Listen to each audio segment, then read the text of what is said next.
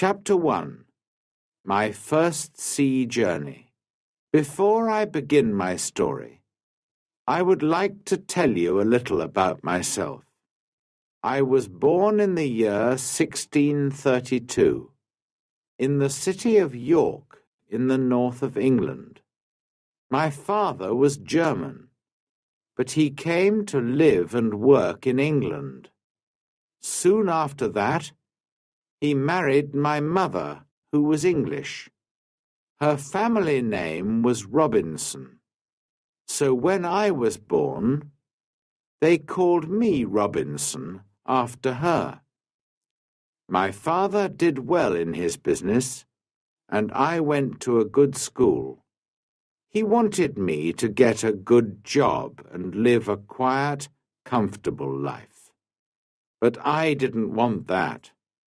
I wanted adventure and an exciting life. I want to be a sailor and go to sea, I told my mother and father. They were very unhappy about this.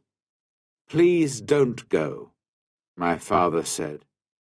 You won't be happy, you know. Sailors have a difficult and dangerous life. And because I loved him, and he was unhappy, I tried to forget about the sea, but I couldn't forget. And about a year later, I saw a friend in town. His father had a ship, and my friend said to me, "We're sailing to London tomorrow. Why don't you come with us?" And so, on September the 1st, 1651, I went to Hull, and the next day we sailed for London. But a few days later, there was a strong wind. The sea was rough and dangerous, and the ship went up and down, up and down. I was very ill and very afraid. "Oh, I don't want to die," I cried. "I want to live. If I live, I'll go home and never go to sea again." The next day, the wind dropped, and the sea was quiet and beautiful again. "Well, Bob," my friend laughed, "how do you feel now? The wind wasn't too bad." "What?" I cried. "It was a terrible storm." "Oh, that wasn't a storm," my friend answered. "Just a little wind. Forget it. Come and have a drink." After a few drinks with my friend, I felt better. I forgot about the danger and decided not to go home. I didn't want my friends and family to laugh at me. I stayed in London for some time, but I still wanted to go to sea. So, when the captain of a ship asked me to go with him to Guinea in Africa, I agreed, and so I went to sea for the second time. It was a good ship, and everything went well at first, but I was very ill again. Then, when we were near the Canary Islands, a Turkish pirate ship came after us. They were famous thieves of the sea at that time. There was a long, hard fight, but when it finished, we and the ship were prisoners. The Turkish captain and his men took us to Salé in Morocco. They wanted to sell us as slaves in the markets there, but in the end, the Turkish captain decided to keep me for himself and took me home with him. This was a sudden and terrible change in my life. I was now a slave, and this Turkish captain was my master. Chapter 2. Down the coast of Africa. For 2 long years, I lived the life of a slave. I worked in the house and the garden, and every day I planned to escape, but it was never possible. I thought about it day and night. My master liked to go fishing in a little boat, and he always took me with him. A man called Merle and a young boy also went with us. One day my master said to us, "Some of my friends want to go fishing tomorrow. Get the boat ready." So we put a lot of food and drink on the boat, and the next morning we waited for my master and his friends. But when my master arrived, he was alone. "My friends don't want to go fishing today," he said to me, "but you go with Merle and the boy, and catch some fish for our supper tonight." "Yes, master," I answered quietly, but inside I was excited. "Perhaps now I can escape," I said to myself. My master went back to his friends, and we took the boat out to sea. For a time we fished quietly, and then I moved carefully behind Merle and knocked him into the water. "Swim!" I cried. "Swim to the shore!" My master liked to shoot seabirds, and so there were guns on the boat. Quickly, I took one of these guns. Merle was swimming after the boat, and I shouted to him, "Go back to the shore. You can swim there. It's not too far. I won't hurt you, but if you come near the boat, I'll shoot you through the head." So Merle turned and swam back to the shore as quickly as he could. Then I said to the boy, "Zuri, if you help me, I'll be a good friend to you. If you don't help me, I'll push you into the sea too." But Zuri was happy to help me. "I'll go all over the world with you," he cried. I wanted to sail to the Canary Islands, but I was afraid to go too far from the shore. It was only a small boat, and so we sailed on south for some days. We had very little water, and it was dangerous country here, with many wild animals. We were afraid, but we often had to go on shore to get more water. Once I used a gun to shoot a wild animal. I don't know what animal it was, but it made a good meal. For about 10 or 12 days, we sailed on south, down the coast of Africa. Then, one day, we saw some people on the shore. Strange, wild people, who did not look friendly. By now, we had very little food, and we really needed help. We were afraid, but we had to go on shore. At first, they were afraid of us too. Perhaps white people never visited this coast. We did not speak their language, of course, so we used our hands and faces to show that we were hungry.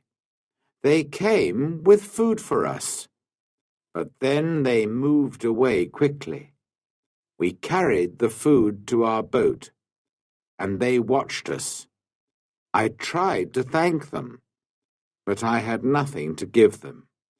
Just then, 2 big wild cats came down to the shore from the mountains. I think they were leopards. The people were afraid of these wild cats, and the women cried out. Quickly, I took a gun and shot one of the animals. The second wild cat ran back up into the mountains. Guns were new to these African people, and they were afraid of the loud noise and the smoke. But they were happy about the dead wild cat. I gave them the meat of the dead animal, and they gave us more food and water. We now had a lot of food and water, and we sailed on. 11 days later, we came near the Cape Verde Islands. We could see them, but we couldn't get near because there was no wind. We waited.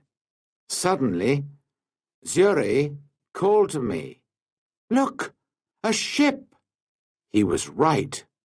We called and shouted and sailed our little boat as fast as we could, but the ship did not see us.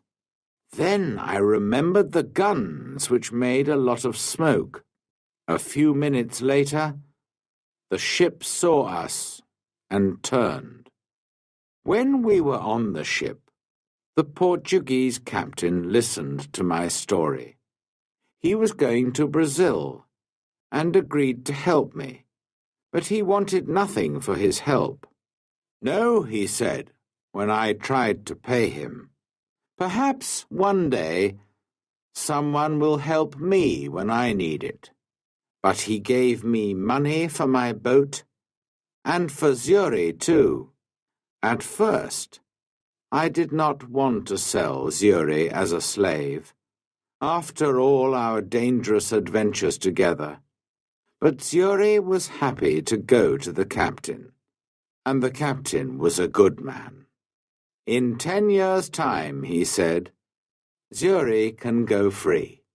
When we arrived in Brazil 3 weeks later, I said goodbye to the captain, and Zuri left the ship and went to begin a new life. Chapter 3. The Storm and the Shipwreck. I stayed in Brazil and worked hard for some years. By then I was rich, but also bored. One day, some friends came to me and said, "We're going to Africa to do business. Why don't you come with us? We'll all be rich after this journey." How stupid I was. I had an easy, comfortable life in Brazil, but of course I agreed. And so, in 1659, I went to sea again. At first, all went well, but then there was a terrible storm. For 12 days the wind and the rain didn't stop. We lost 3 men in the sea, and soon the ship had holes in its sides. "We're all going to die this time," I said to myself. Then one morning, one of the sailors saw land, but the next minute our ship hit some sand just under the sea. The ship could not move, and we were really in danger now. The sea was trying to break the ship into pieces, and we had very little time. Quickly, we put a boat into the sea and got off the ship. But the sea was very rough, and our little boat could not live for long in that wild water. Half an hour later, The angry sea turned our boat over, and we were all in the water. I looked round for my friends, but I could see nobody. I was alone. That day I was lucky, and the sea carried me to the shore.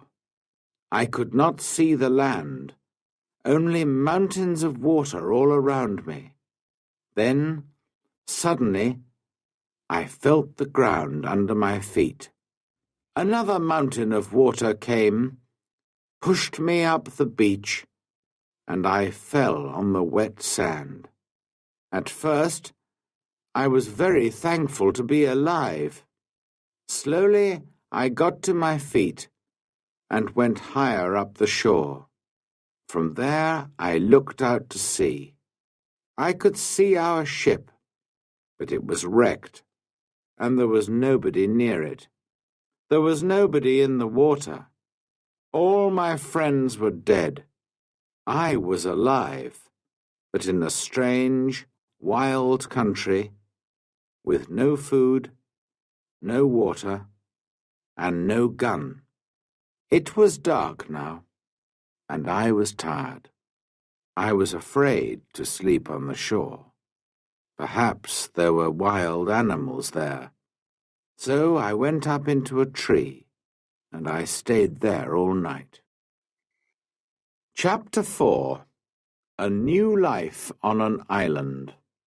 When day came, the sea was quiet again. I looked for our ship, and to my surprise, it was still there, and still in one piece. I think I can swim to it, I said to myself. So I walked down to the sea, and before long, I was at the ship and was swimming round it. But how could I get onto it? In the end, I got in through a hole in the side, but it wasn't easy. There was a lot of water in the ship, but the sand under the sea was still holding the ship in one place. The back of the ship was high out of the water, and I was very thankful for this, because all the ship's food was there. I was very hungry, so I began to eat something at once. Then I decided to take some of it back to the shore with me. But how could I get it there? I looked around the ship, and after a few minutes, I found some long pieces of wood. I tied them together with rope. Then I got the things that I wanted from the ship. There was a big box of food, rice and salted meat and hard ship's bread. I also took many strong knives and other tools, the ship's sails and ropes, paper, pens, books, and 7 guns. Now I needed a little sail from the ship, and then I was ready. Slowly and carefully, I went back to the shore. It was difficult to stop my things from falling into the sea, but in the end, I got everything onto the shore. Now I needed somewhere to keep my things. There were some hills around me, so I decided to build myself a little house on one of them. I walked to the top of the highest hill and looked down. I was very unhappy, because I saw then that I was on an island. There were 2 smaller islands a few miles away, and after that, only the sea. Just the sea, for mile after mile after mile. After a time, I found a little cave in the side of a hill. In front of it, there was a good place to make a home. So I used the ship's sails, rope, and pieces of wood, and after a lot of hard work, I had a very fine tent. The cave, at the back of my tent, was a good place to keep my food, and so I called it my kitchen. That night, I went to sleep in my new home. The next day, I thought about the possible dangers on the island. Were there wild animals? And perhaps wild people, too, on my island? I didn't know, but I was very afraid. So I decided to build a very strong fence. I cut down young trees and put them in the ground, in a half circle around the front of my tent. I used many of the ship's ropes, too, and in the end, my fence was as strong as a stone wall. Nobody could get over it, through it, or round it. Making tents and building fences is hard work. I needed many tools to help me, so I decided to go back to the ship again and get some more things. I went back 12 times, but soon after my 12th visit, there was another terrible storm. The next morning, when I looked out to sea, there was no ship. When I saw that, I was very unhappy. Why am I alive? And why are all my friends dead? I asked myself.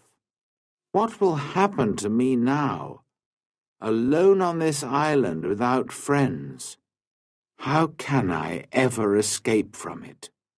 Then I told myself that I was lucky to be alive, lucky to have food and tools, lucky to be young and strong. But I knew that my island was somewhere off the coast of South America. Ships did not often come down this coast, and I said to myself, I'm going to be on this island for a long time. So, on a long piece of wood, I cut these words. I came here on the 30th of September, 1659. After that, I decided to make a cut for each day. Chapter 5. Learning to Live Alone. I still needed a lot of things. Well, I said, I'm going to have to make them. So every day I worked. First of all, I wanted to make my cave bigger. I carried out stone from the cave, and after many days' hard work, I had a large cave in the side of the hill. Then I needed a table and a chair, and that was my next job. I had to work on them for a long time. I also wanted to make places to put all my food and all my tools and guns. But every time I wanted a piece of wood, I had to cut down a tree. It was long, slow, difficult work, and during the next months, I learnt to be very clever with my tools. There was no hurry. I had all the time in the world. I also went out every day, and I always had my gun with me. Sometimes I killed a wild animal, and then I had meat to eat. But when it got dark, I had to go to bed because I had no light. I couldn't read or write because I couldn't see. For a long time, I didn't know what to do. But in the end, I learnt how to use the fat of dead animals to make a light. The weather on my island was usually very hot, and there were often storms and heavy rain. The next June, it rained all the time, and I couldn't go out very often. I was also ill for some weeks, but slowly I got better. When I was stronger, I began to go out again. The first time, I killed a wild animal, and the second time, I caught a big turtle. I was on the island for 10 months before I visited other parts of it. During those months, I worked hard on my cave and my house and my fence. Now I was ready to find out more about the rest of the island. First, I walked along the side of a little river. There I found open ground without trees. Later, I came to more trees with many different fruits. I decided to take a lot of the fruit and to put it to dry in the sun for a time. Then I could keep it for many months. That night, I went to sleep in a tree for the second time, and the next day I went on with my journey. Soon I came to an opening in the hills. In front of me, everything was green, and there were flowers everywhere. There were also a lot of different birds and animals. I saw that my house was on the worst side of the island, but I didn't want to move from there. It was my home now. I stayed away for 3 days, and then I came home. But I often went back to the other, greener side of the island. And so my life went on. Every month I learnt to do or to make something new. But I had troubles and accidents too. Once there was a terrible storm with very heavy rain. The roof of my cave fell in and nearly killed me. I had to build it up again with many pieces of wood. I had a lot of food now. I cooked it over a fire or dried it in the sun. So I always had meat during the rainy months when I could not go out with a gun. I learnt to make pots to keep my food in, but I wanted very much to make a harder, stronger pot, a pot that would not break in a fire. I tried many times, but I could not do it. Then one day I was lucky. I made some new pots and put them in a very hot fire.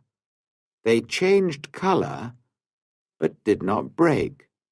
I left them there for many hours, and when they were cold again, I found that they were hard and strong.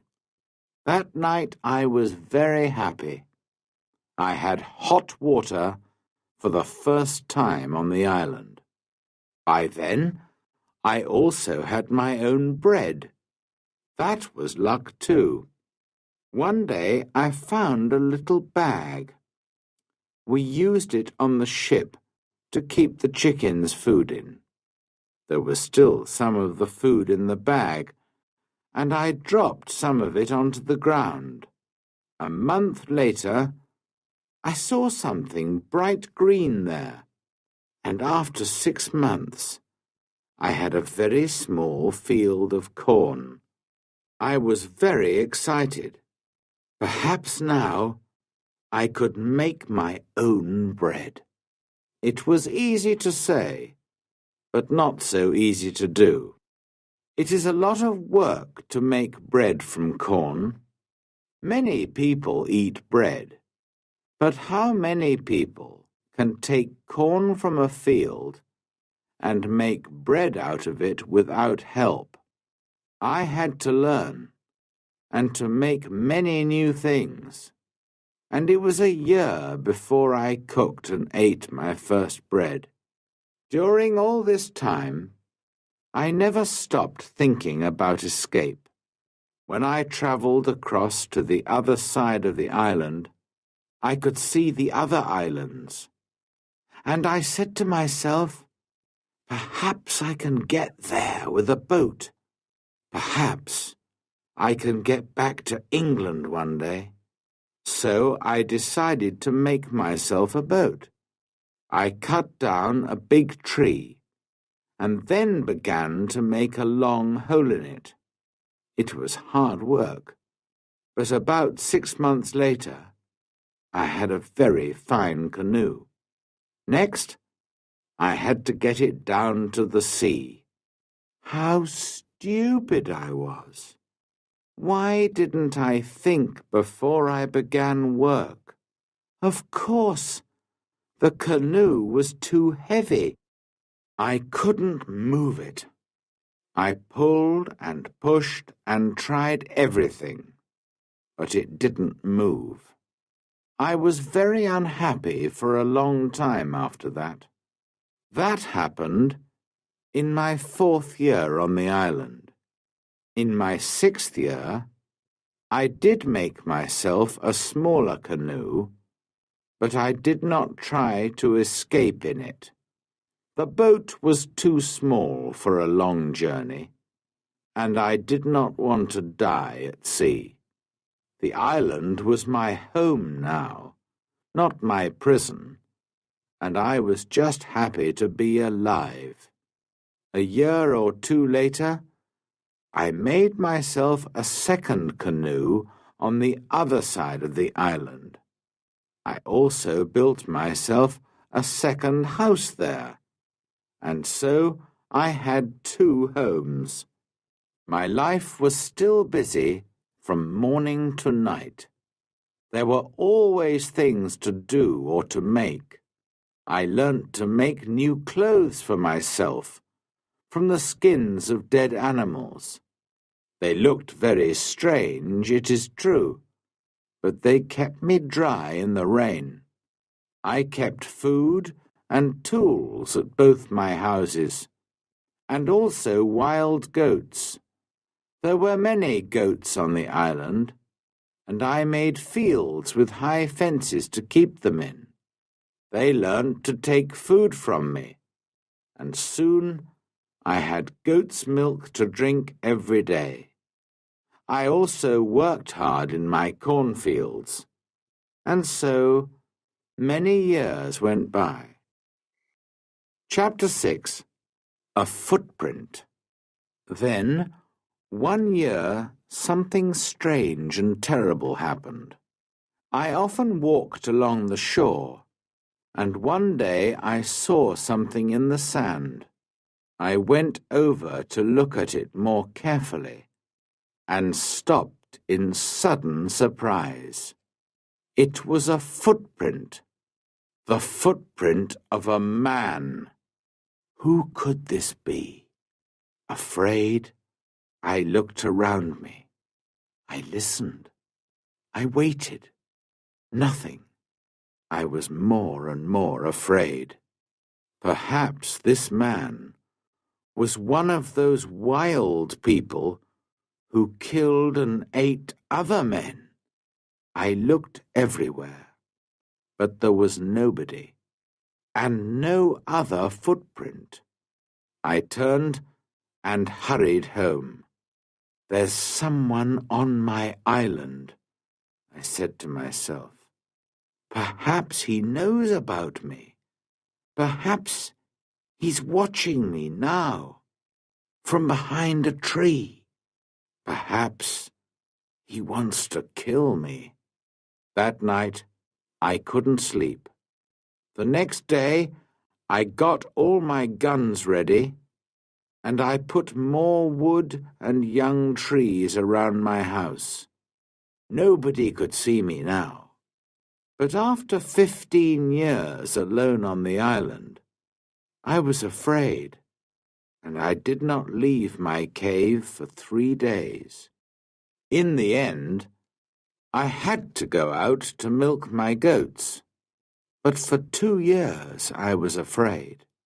I stayed near my home, and I never used my guns because I didn't want to make a noise.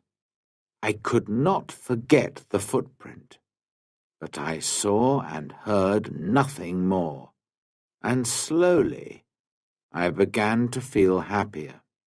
One day, a year later, I was over on the west side of the island.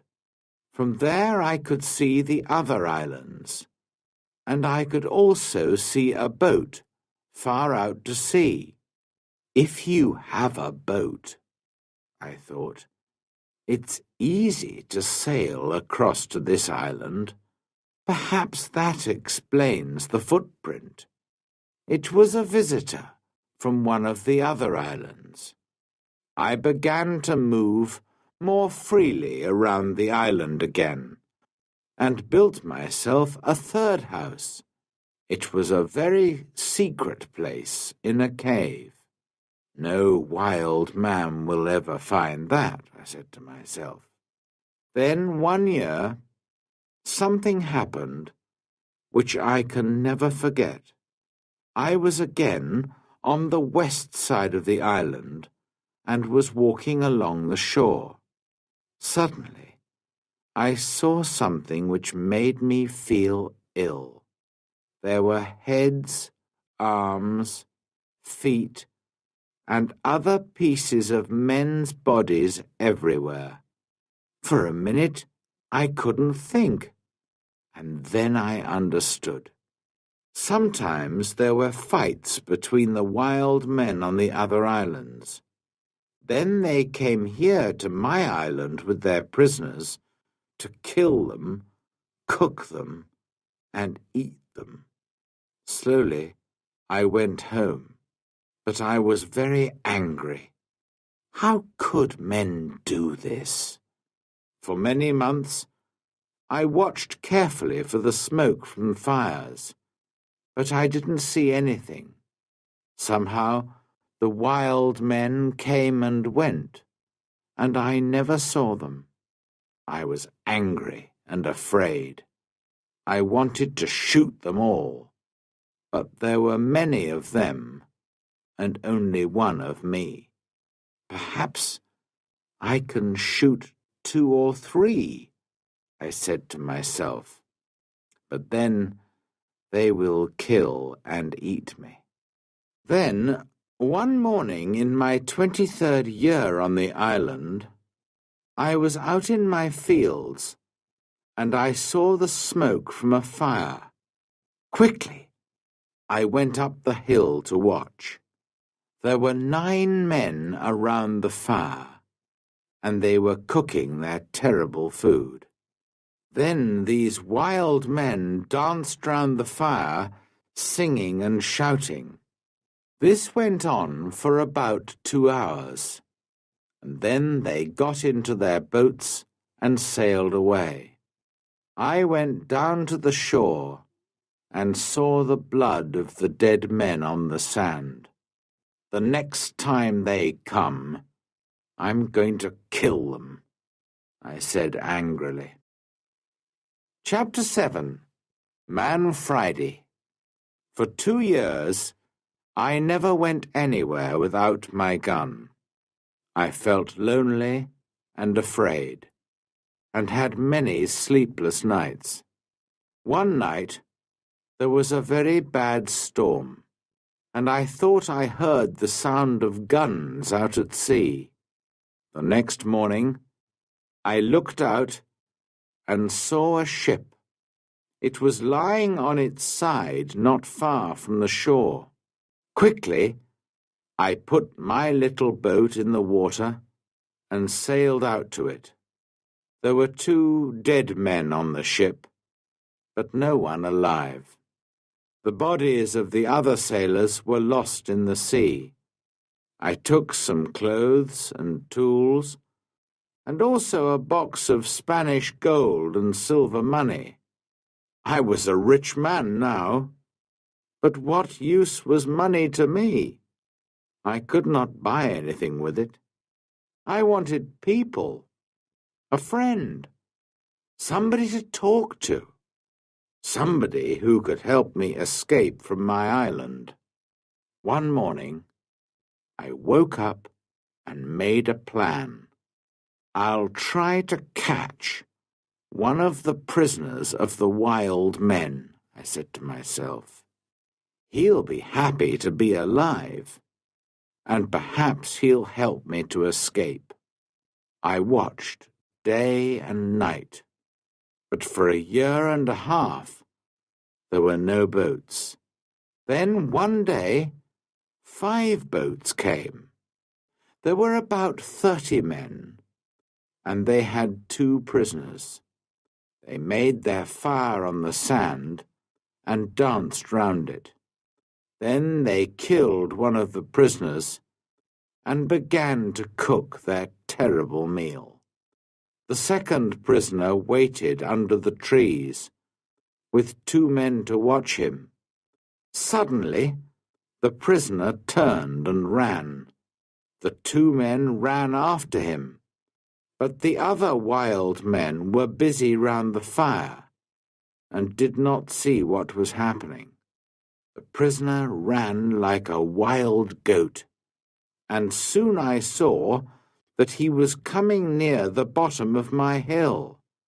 As fast as I could, I ran down the hill and jumped out of the trees between the prisoner and the 2 wild men. I hit the first man with the wooden end of my gun, and he fell down, but I had to shoot the second man. The poor prisoner did not move. He was afraid of the noise of my gun. I called to him and tried to show him that I was friendly. Slowly, he moved nearer to me, but just then the first wild man began to get up from the ground. Then the prisoner spoke, and I understood that he wanted my sword. How happy I was to hear words again. I gave him my sword, and at once he cut off the head of his enemy. Hurriedly, we hid the dead bodies under some leaves, and then left quickly. I took my prisoner to my secret cave on the other side of the island, and gave him food and drink. After that, he went to sleep. He was a fine young man, about 25 years old, tall and well built, with a kind face and a nice smile. He had a brown skin, black hair, bright eyes, and strong white teeth. I decided to give him the name of Man Friday, because I first saw him on a Friday. When he woke up in the morning, he ran out to me. I was milking my goats in the field, and he got down on the ground and put his head near my foot. I understood that he was thanking me, and I tried to show him that I was his friend. I began to teach him to speak English, and soon he could say his name, Master, and yes and no. How good it was to hear a man's voice again. Later that day, we went back to my first house. We went carefully along the beach, but there were no boats and no wild men, just blood and bones all over the sand. I felt ill, but Friday wanted to eat the pieces of men's bodies which were still on the ground. I showed him that this was terrible for me, and he understood. When we got to my house, I gave Man Friday some trousers, and I made him a coat and a hat. He liked his new clothes very much. Then I made him a little tent to sleep in. But for a few weeks, I always took my gun to bed with me. Perhaps Friday was still a wild man, and would try to kill me in the night. At first, Friday was very afraid of my gun. Sometimes he talked to it and asked it not to kill him. Friday was a quick learner, and his English got better day by day. He helped me with the goats and with the work in the cornfields, and soon we were good friends. I enjoyed teaching him, and most of all, having a friend to talk to. This was the happiest of all my years on the island. Friday and I lived together happily for 3 years. I told him the story of my adventures and about life in England, and he told me about his country and his people.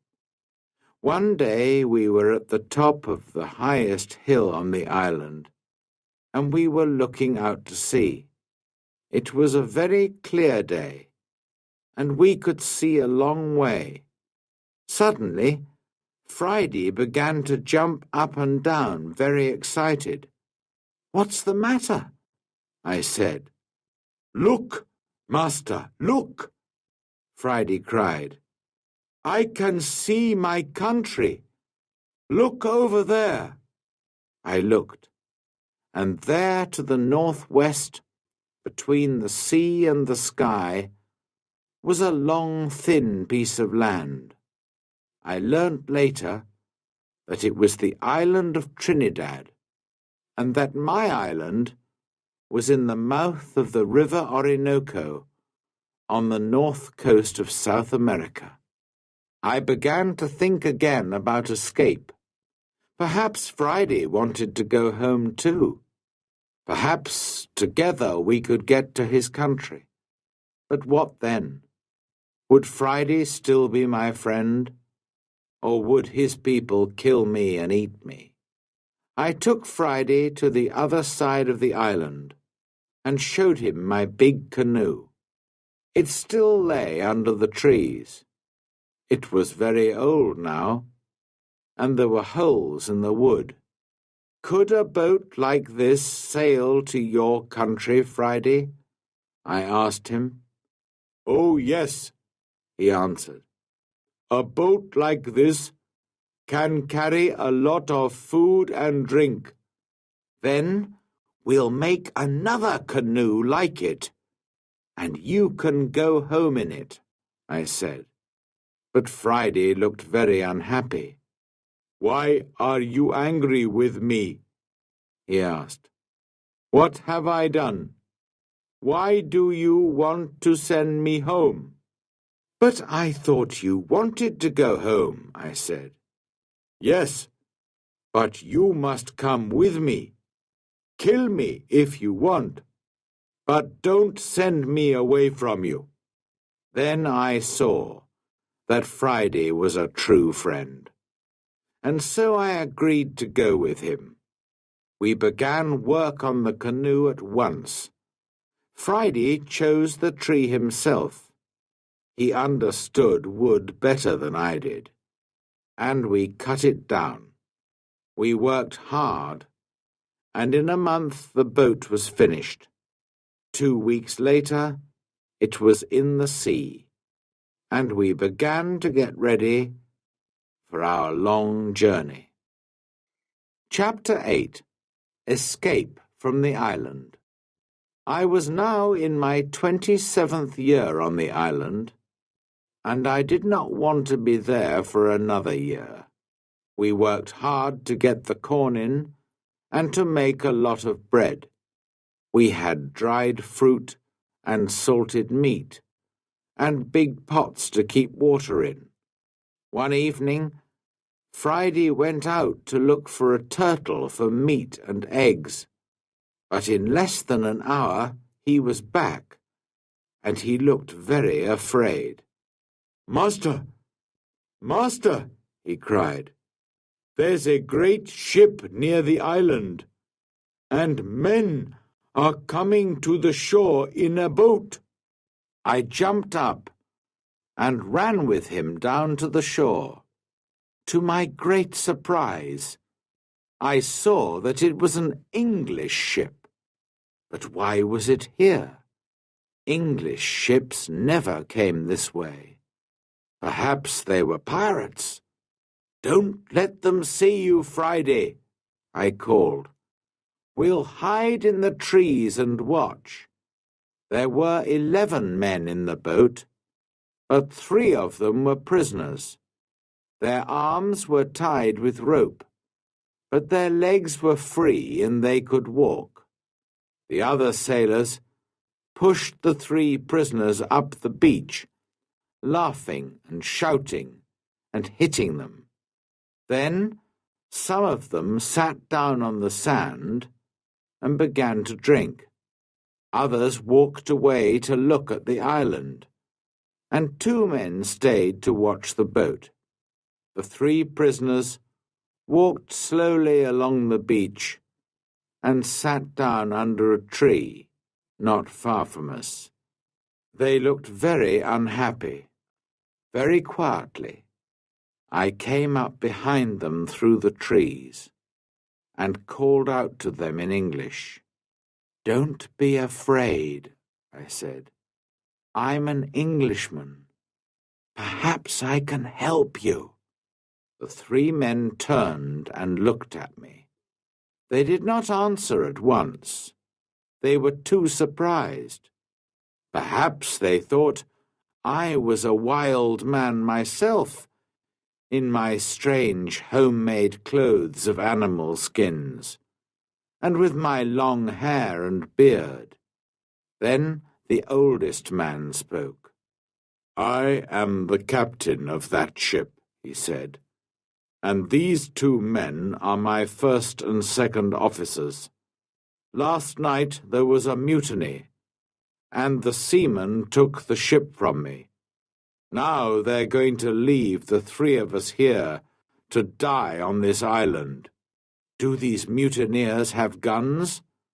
"Only 2, he answered, "and they've left those on the boat." "All right," I said. "We'll fight them.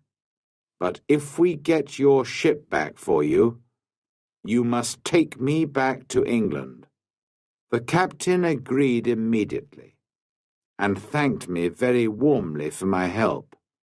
Friday ran back to my house to get all the guns, and the captain and I made a plan. The first part was easy, because the seamen were not ready for a fight. We shot the 2 men at the boat, and the captain shot another man.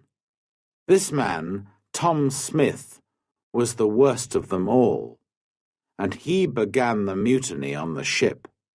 Then the captain talked to the other 5 men, and they agreed to help him. They did not really want to be mutineers, but they were afraid of Tom Smith. "Now," I said to the captain, "we must get back your ship. How many men are on it?" 26, the captain replied, "and they will fight hard because they won't want to go home. It is death for all mutineers in England, but not all the men are bad. I'm sure that some of them will help me." Just then we saw another boat which was coming from the ship to the shore. There were 10 men in it, and they all had guns. We ran into the trees and waited. It was a long, hard fight, but by now it was dark, and this helped us very much. We ran here and there in the trees, calling and shouting. The seamen could not see us, and did not know how many men they were fighting. In the end, the first officer shouted to them, "Put down your guns and stop fighting. The captain has 50 island people to help him. We can kill you all." So the seamen stopped fighting, and we took their guns. 3 of the men agreed to come back to the captain, and we put the others in my cave. Friday and I stayed to watch the prisoners, while the captain and his men went back to fight for the ship. All night we listened to the sound of guns and shouting. But in the morning, when the sun came up, the captain was master of his ship again. I went down to the shore to meet him. "My dear friend," he cried, "there's your ship. I'll take you to the ends of the world in it." I put my arms round him, and we laughed and cried together. How happy I was to leave the island. My good friend Friday came with me, of course, but we left the mutineers on the island. We decided not to kill them. They could begin a new life on the island. I showed them my 3 houses, my cornfields, and my goats and all my tools. Their life would be easy, because of all my hard work for so many years.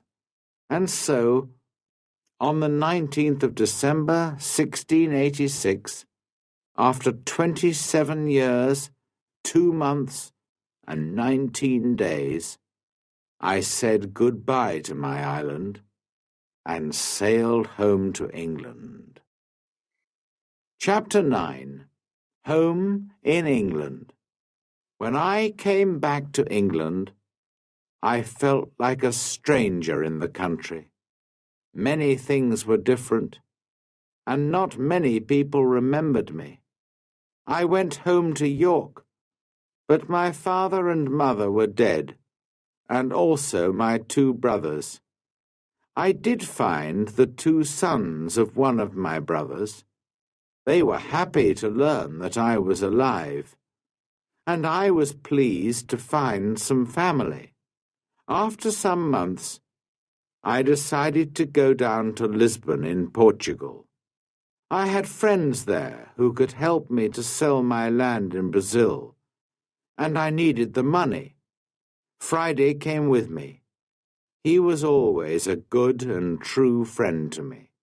In Lisbon, I found the Portuguese captain, who took me in his ship to Brazil all those years ago. It was good to see him again, and he helped me with my business. Soon I was ready to go home again by land. No more adventures and dangers by sea for me. It was a long, hard journey. We had to cross the mountains between Spain and France in winter, and the snow was deep. Poor Friday was very afraid of the snow.